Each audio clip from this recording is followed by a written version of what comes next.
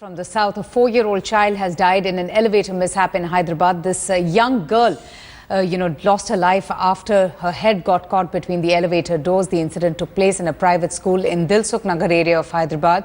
And as per the investigating agencies, they are also probing every angle and seeing whether there was a negligence by the school administration. Now, as per the school administration, the girl was with another child and a school staff was also using the lift. And then this child accidentally got stuck between the doors and she died. Yeah, now we have taken a complaint and now we are registering a case, and we are also calling Deputy Educational Officer, DEO, District Educational Officer, and we will also examine him whether they have got permission or not, and what are the steps they should have taken, what they have not taken. Everything we bring on record. We will take action as per the law. Stern action we will take as per the law. We are registering a case on this. फंस गई बच्ची, automatic lift चालू हो गई, समझे। Lift में अटक गई बच्ची का, जब सांस चल रही थी तो बच्ची को देख के मेजरमेंट पूरा भाग गया। स्कूल मैनेजमेंट का रिस्पांसिबिलिटी रहता है बच्चों को केयर करना। ऐसा इंसिडेंट्स होने के बाद में अगर पेरेंट्स अगर नहीं है करीब में, स्कूल वालों का रिस्पांसिबिलिटी बनती है बच्चों के ऊपर। बच्चों को छोड़ के अगर स्कूल मैनेजमेंट अगर भाग गया तो वो स्कूल का क्या जरूरत है कॉलोनी में। Well, T.S. Sudhir, editor South, joins us for more. T.S., the blame game can continue. The investigations will, of course, happen. But the fact of the matter is, it's such a shame that a young, helpless child has lost her life due to the negligence on part of the school. Absolutely. In fact, extremely tragic story coming from Hyderabad. This 4-year-old child who was traveling with other students inside that lift. Of course, the school version is that a teacher was also in the lift who was injured as a result of the accident there. So the police, is going to file a criminal case against the school management, also a case of negligence being booked against the school management. And number 3, it will also probe whether proper maintenance was done of the lift and the reasons why this kind of an accident took place. But yes, the school, which was responsible for taking care of the students and their safety while they were inside school, obviously finds itself in a very, very difficult situation, because obviously it will have to answer uncomfortable questions as to why this kind of an unfortunate incident took place. And, this also raises the larger question of, the safety standards in most of these schools, and how, most of these schools don't ensure and follow basic and minimum standards for safety that needs to be ensured in all these schools. Absolutely, Avantika. In fact, this is one of the more prominent schools in Hyderabad belonging to a well-known educational group. There were the kind of facilities which were provided at the schools are probably comparable to the best in Hyderabad or any other city in India. But obviously, while this kind of infrastructure is provided, perhaps enough attention is not paid to the kind of care that they should be giving to the students and to ensure minimum safety standards so that these kind of incidents do not occur. So what we are seeing is, after the incident, apart from what the police is doing, the State Commission for Protection of Child Rights has also issued notices to the collector of Hyderabad as well as the district education officer, and sought a report from them whether they were in any way also monitoring what kind of facilities were being provided from the school at the school. So it's not just the private school, but also the government being made a party to ensuring safety of children while they were at schools like this. You were mentioning that the school, is of prominence. It's a well-known school. What was this, in which age group was this school catering to? Was this a primary school or a play school, a kindergarten school?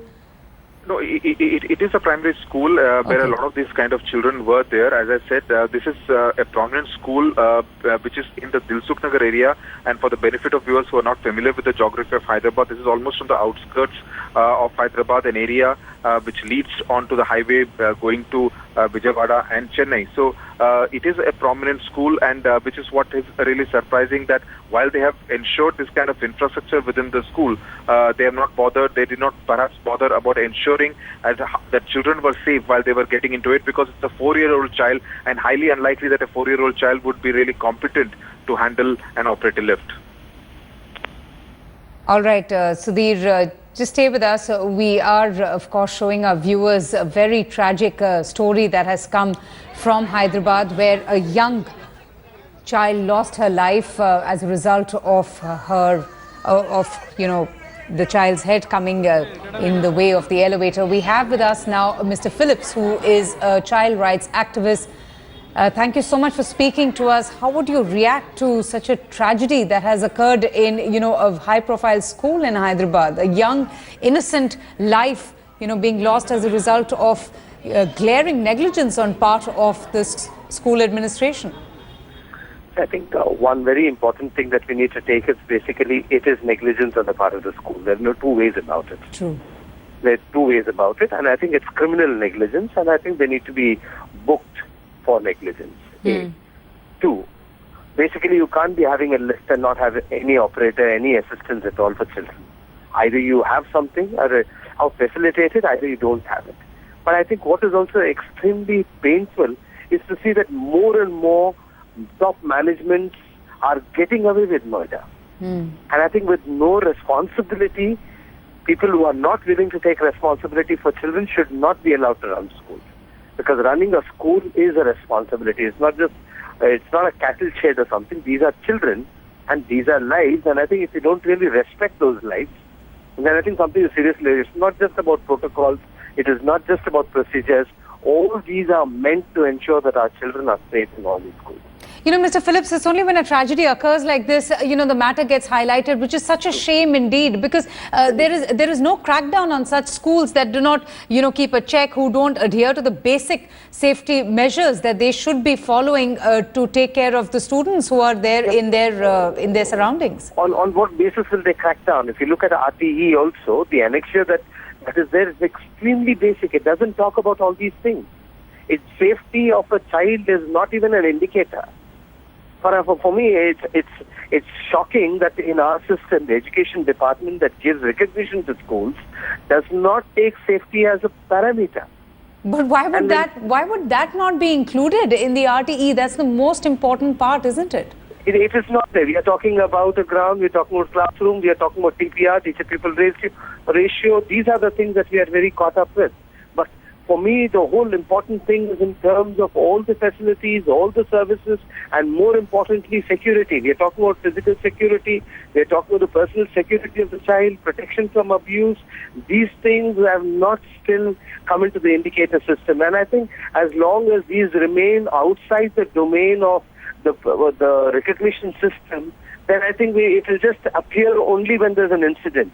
This has to be streamlined. This has to be part of the system which gives recognition. This has to be a part of the system that monitors school. And I think to that level, if we do not have the inspection system, the local inspector of that school should be held responsible for dereliction of duty. And I think only when we start pinning things down, then only things will start moving. Otherwise, we'll just wake up every time there's an incident. We'll talk about it, and public memory is short-lived.